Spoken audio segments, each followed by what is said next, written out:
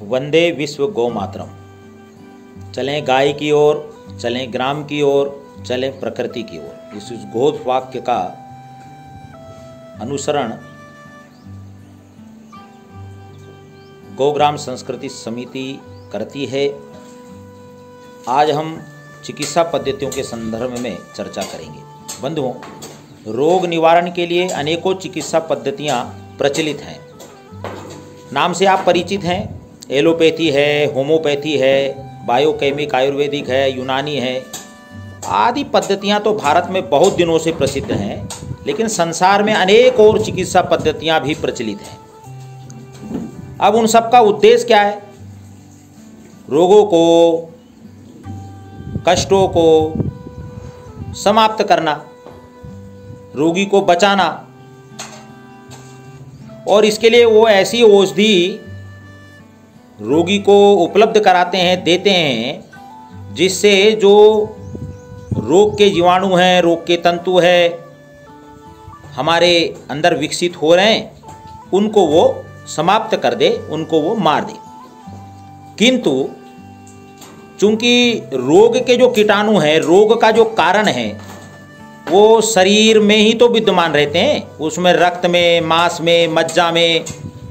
तो जब ये मारक क्षमता वाली औषधियाँ, दवाइयाँ रोग के जीवाणुओं को मारती है, तो शरीर के अंदर जो जीवनी शक्ति होती है उसके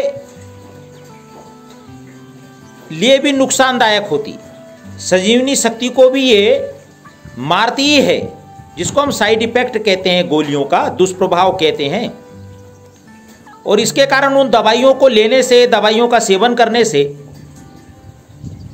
रोग दबते हैं, उछलते रहते हैं, फिर आ जाते हैं, फिर समाप्त हो जाते हैं। और इन गोलियों के दुष्प्रभाव से जीवन शक्ति दिन दिन धीरे धीरे क्षीण होती चली जाती है। और कुछ दिन इस प्रकार गाड़ी घिसटती है और अंततः जीवन तत्वों के चूक जाने पर अकाल मृत्यु की घड़ी सामने आकर उपस्थित हो जाती है। अब तुलनात्मक दृष्टि से हम देखें कि तात्कालिक कष्ट निवारण की दृष्टि से जो औषधि चिकित्सा का कोई महत्व हो सकता है, पर जहां तक शरीर में भरे विभाजित जो विषैले तत्व हैं, जिनके कारण से रोग उत्पन्न होते हैं, उनकी सफाई का हम यदि संबंध देखें तो पूर्णतः उनकी सफाई का जो इन दवाओं से हम करना चाहते हैं तो असफलता ही हाथ लगती है। और बार बार इन गोलियों के सेवन करने से औषधियां ही रूप कई बार रोग तत्वों का कारण बन जाती और उससे अधिक कष्ट देना प्रारंभ कर देती है, जो पहले के रोगों से व्यक्ति को कष्ट हो रहा था। और रोग के ऊपर औषधि, औषधि के बाद रोग का ये जो कुचक्र है ऐसी बुरी तरह घूमता है कि इस जंजाल में फंसा हुआ मनुष्य धीरे धीरे उस जीवनी शक्ति से वंचित ही नहीं होता। उसके कारण शारीरिक, मानसिक बल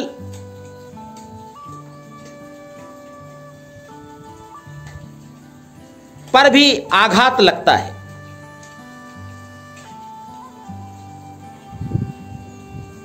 और जीवन तत्व के निरंतर क्षीण होते रहने से मनुष्य की आत्मिक स्थिति इतनी दुर्बल हो जाती है बंधुओं, कि ये मानवता के आवश्यक गुणों से भी धीरे धीरे वंचित होने लगता है। और सहज रूप से उसमें ये सब विकार उत्पन्न होते हैं: क्रोध, चिड़चिड़ापन, दोषारोपण करना, चिंता, अनुत्साह, आलस, वासना, कायरता, दीनता, चोरी आदि कितनी दुष्वृत्तियां आसक्त मनुष्य में पनपती है, कमजोर मनुष्य में पनपती है। फलस्वरूप मानव जीवन के महान गौरव के अनुरूप अपना जीवन निर्माण कर सकने में असमर्थ हो जाता है। और निर्दोष चिकित्सा पद्धति और चिकित्सक का उद्देश्य रोगों के विष का शरीर से निष्कासन कर देना ही नहीं, बीमारी की जड़ को काट देना भी होना चाहिए। जीवन शक्ति को बढ़ाकर आत्मिक स्थिति में सुदृढ़ उत्पन्न करना भी होना चाहिए। इस दृष्टि से विचार करने पर जितनी प्रचलित चिकित्सा पद्धतियां ध्यान में आती, वो एकांकी ही नहीं दोषपूर्ण भी दिखाई देती। और इस समस्या पर विचारकों ने, तत्वदर्शियों ने ध्यान आकर्षित किया है।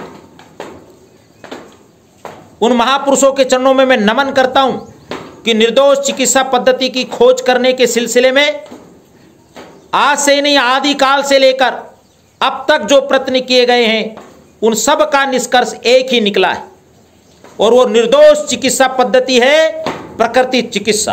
प्रकृति चिकित्सा, प्रकृति चिकित्सा। इसलिए हम कहते हैं चले प्रकृति की ओर।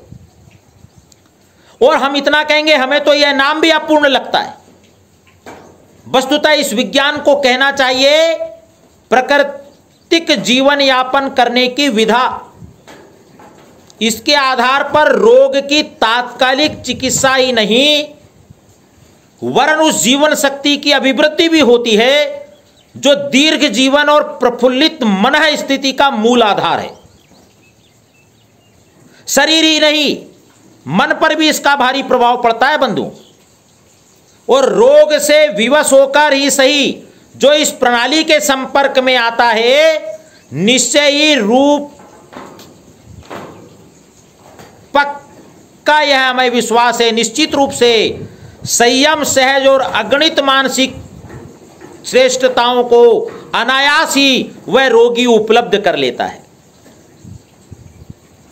और आपको बताएं कि गोग्राम संस्कृति संरक्षण समिति का झुकाव क्यों प्रकृति चिकित्सा की तरफ है।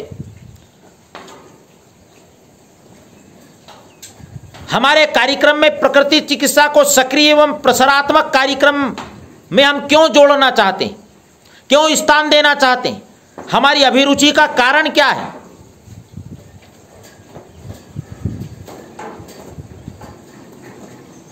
क्योंकि हमारा केंद्र अध्यात्म है और हम मानव के लिए महामानव बनने में नरदेह की सफलता अनुभव करते रहे हैं। मनुष्य जीवन दुर्लभ है, मनुष्य देह दुर्लभ है।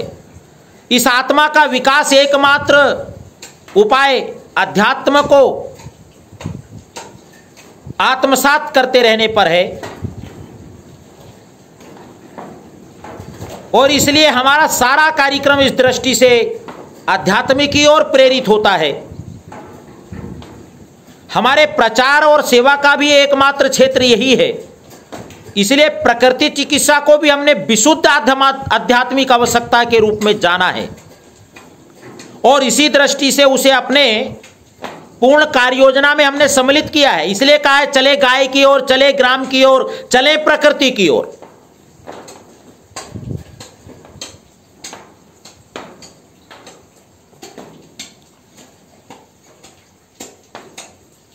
और यदि मनुष्य मात्र ने प्रकृति की ओर इस प्रकार से देखना, सोचना, उसके विकसित स्वरूप को पुनः प्राप्त नहीं किया, तो आधी जनसंख्या तो इन रोग के वजन तले अपने आप को उबारने में ही समय उनका निकल जाएगा। आध्यात्मिक विकास और मानव देह क्यों दुर्लभ है, इस ओर वो सोच ही ना सकेंगे।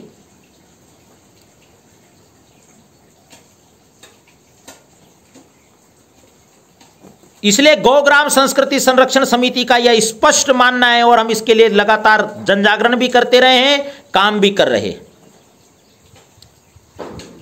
हमारा यह विचार है कि प्रकृति चिकित्सा को घर घर कैसे पहुंचाया जाए, कैसे घर घर उसे पहुंचा दिया जाए।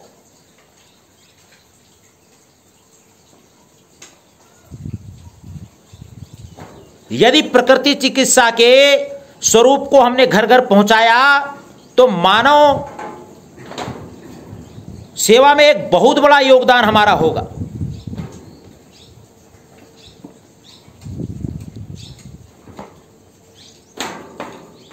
और इसलिए प्रकृति चिकित्सा को लेकर के हमने इस उद्घोष किया, चलें प्रकृति की ओर। क्योंकि बंधुओं इतना हम सब जानते हैं कि स्वस्थ शरीर में ही स्वस्थ मन निवास करता है और अस्वस्थ मन कभी राष्ट्र के पुनर्निर्माण में सहायक नहीं हो सकता, बल्कि वो बाधक सिद्ध होगा। और इसलिए स्वस्थ शरीर में स्वस्थ मन होता है और स्वस्थ मन राष्ट्र के विकास में सहायक हो सकेगा। और इसलिए हमने प्रकृति चिकित्सा प्रणाली को अध्यात्म ज्ञान के शारीरिक क्षेत्र में एक महत्वपूर्ण प्रयोग की दृष्टि से जाना और माना है, और उसी मान्यता के आधार पर इसे अग्रगामी बनाने के लिए हम प्रयत्न कर रहे हैं। इसका पहला आधार शरीर शुद्धि है, जो आत्मा शुद्धि का ही एक स्थूल रूप है। इस प्रणाली के अनुसार चिकित्सा कराने वाले के लिए आत्म संयम का अपनाना, इंद्रियों पर काबू रखना, मन को मारना नितांत आवश्यक है। इसके बिना यह चिकित्सा प्रणाली एक कदम भी आगे नहीं बढ़ती।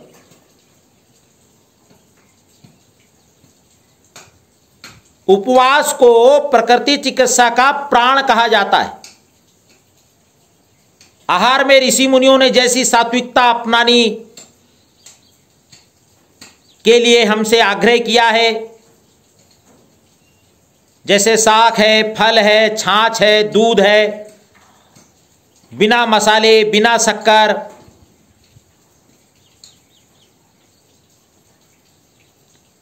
यह सब भी एक बड़ी तपचर्या है।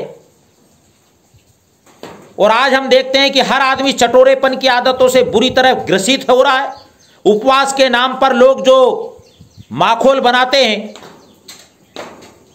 अरे उपवास में भी हलवा, मिठाई, मैदा, नमक, काली मिर्च आदि का पूरा सरंजाम ऐसा इकट्ठा कर लेते हैं और उसमें चटोरेपन को पूरी छूट रहती है।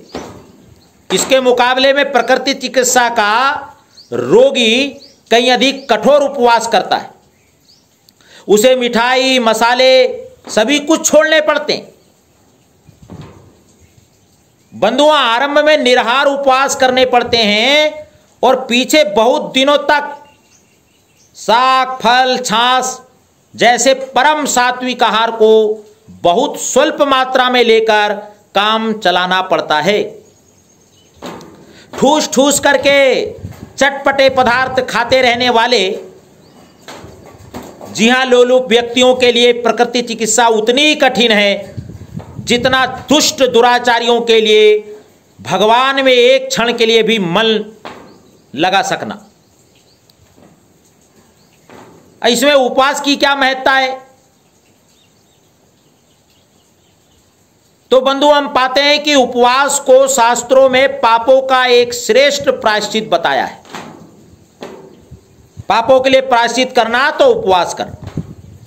एकादशी, सोमवार, शुक्रवार, जो भी श्रद्धा हो, इन व्रतों के दिनों में लोग बड़ी श्रद्धा और भावना पूर्वक उपवास करके आत्मशुद्धि का आयोजन करते हैं।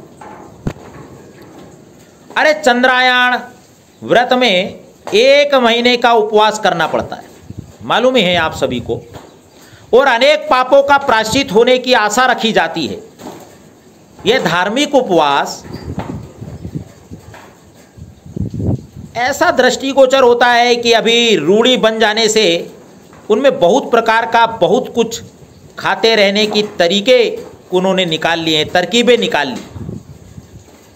पर प्रकृति चिकित्सा में अनिवार्य रूप से कराए जाने वाले उपवास एवं सात्विक आहार पर जमाई हुई श्रद्धा में उपवास का वास्तविक एवं वैज्ञानिक तत्व भरा रहता है। उससे रोग निवारण में शारीरिक पापों का प्रायश्चित तो प्रत्यक्ष ही हो जाता है और मानसिक पापों की भी शुद्धि होनी निश्चित है। हाँ, गीता में उपवास के संबंध में कहा है कि विषय वासनाओं से निवृत्ति करने वाला यह उपवास का अनुष्ठान अत्यधिक महत्वपूर्ण है।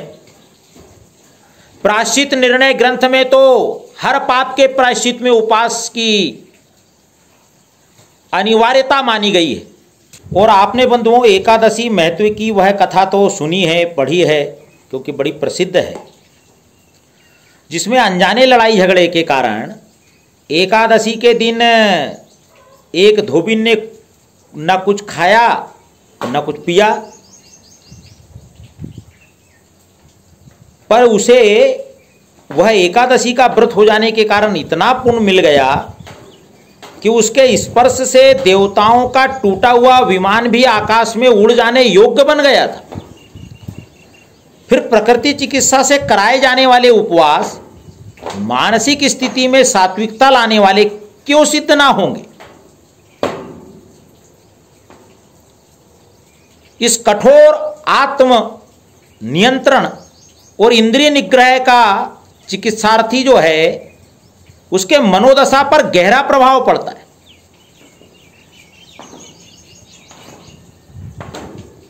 बंधु, अन्य चिकित्सा प्रणालियों में 1 मिनट में दवा देकर डॉक्टर अपने रोगी से अलग हो जाता है।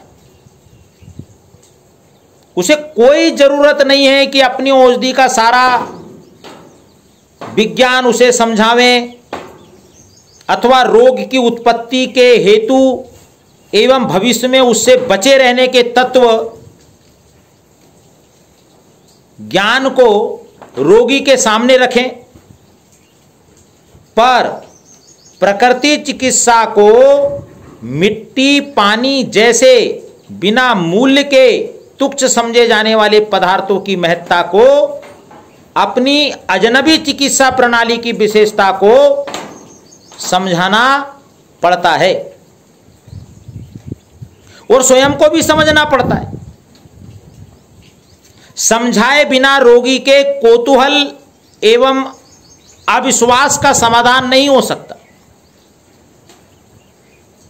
प्राकृतिक विज्ञान को भली प्रकार समझ लेने पर रोगी भविष्य में उन नियमों पर चलने के लिए निष्ठावान हो जाता है, श्रद्धावान हो जाता है और इसके फलस्वरूप सदा के लिए न केवल उसका दवा दारू से पिंड छूट जाता है, वरन सात्विक गतिविधियों को अपनाने से शरीर को स्वस्थ रखने के साथ साथ मनोबल की प्रचुर मात्रा में उसका आत्मविश्वास बढ़ने लगता है। जीवन के सर्वांगीण विकास के लिए यह मनोबल देह की जीवन शक्ति से किसी भी प्रकार कम मूल्यवान नहीं। बंधु, धैर्य और विवेक का अभ्यास प्रकृति चिकित्सा में एक रोग का तात्कालिक समाधान नहीं होता, वरन शरीर की पूरी शुद्धि और सफाई करनी पड़ती है। हां, इसमें कुछ तो समय लग ही जाता है। आज इसकी कल उसकी दवा कराने वाला आधीर रोगी जब धैर्यवान बनता है तभी वह चिकित्सा का लाभ उठा पाता है। चिकित्सा के दिनों में उसे अपनी जिह्वा इंद्री पर कठोर संयम करने के साथ साथ धैर्य और विवेक की भी साधना करनी पड़ती है। अन्यथा जन्म भर से पड़ी चली आ रही चटोरेपन की आदत को कैसे काबू में रखा जा सकेगा? क्षण क्षण में रोग मुक्ति के लिए उतावला और मृग तृष्णा में व्यथित कस्तूरी के हिरण की तरह उछलते फिरने वाला, एक एक दिन एक एक डॉक्टर की आजमाइश करने वाला रोगी ये ना कर सकेगा।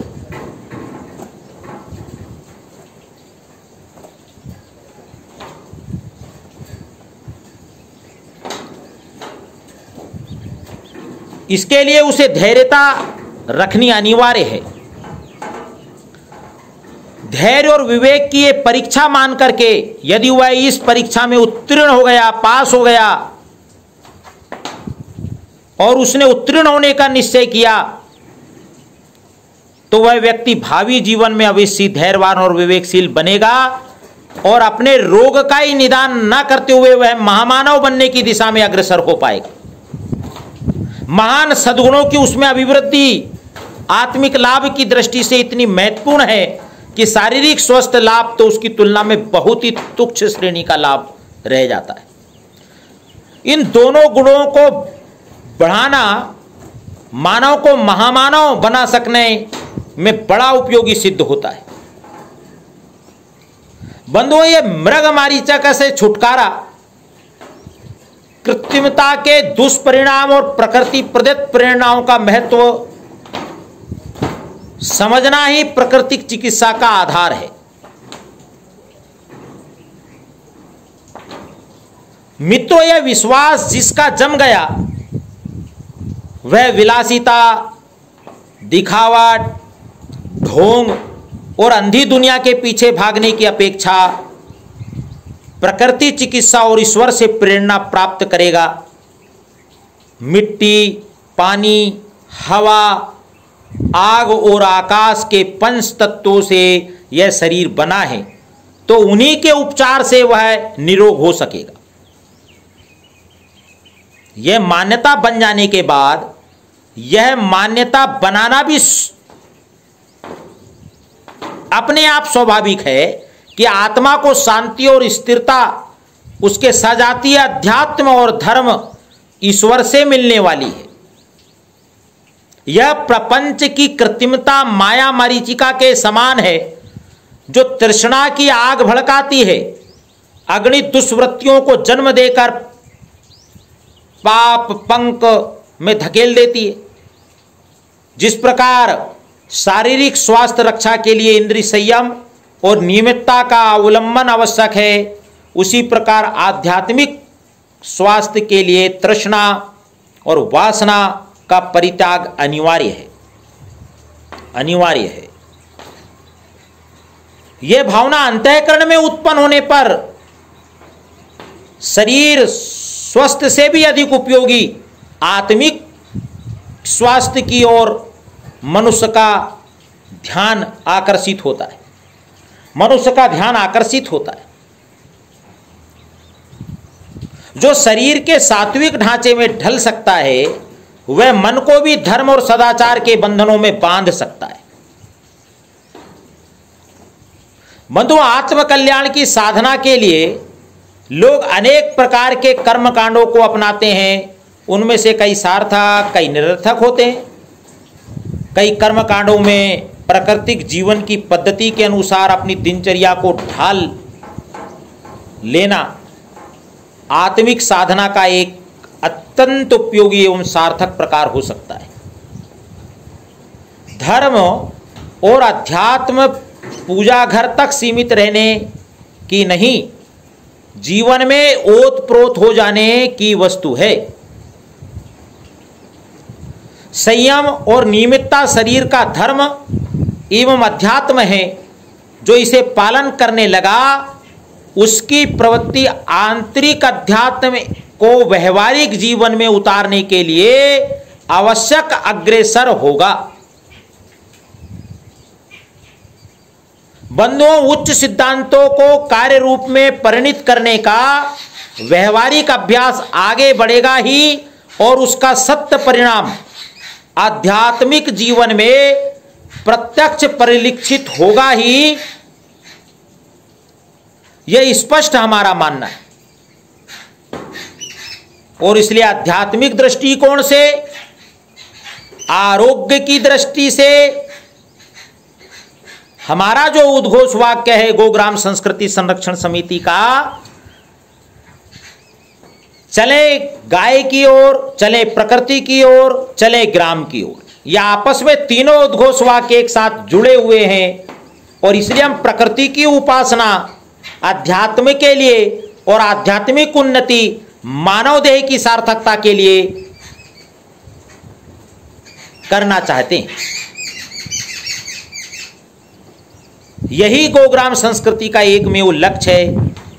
आए हम निरोग रहें, लोगों को निरोगता की ओर ले चलें, उनके मन को स्वस्थ करें जिससे राष्ट्र विकास में ये मन सहायक हो सके। हम प्रकृति चिकित्सा के संबंध में अगले और सत्र में जानेंगे। आज इस सत्र में इतना पर्याप्त है। आपने धैर्यतापूर्वक और सुना, इसके लिए आप सभी लोगों को करबद्ध प्रणाम करते हुए धन्यवाद ज्ञापित करता हूँ। वंदे विश्व गौ मातरम।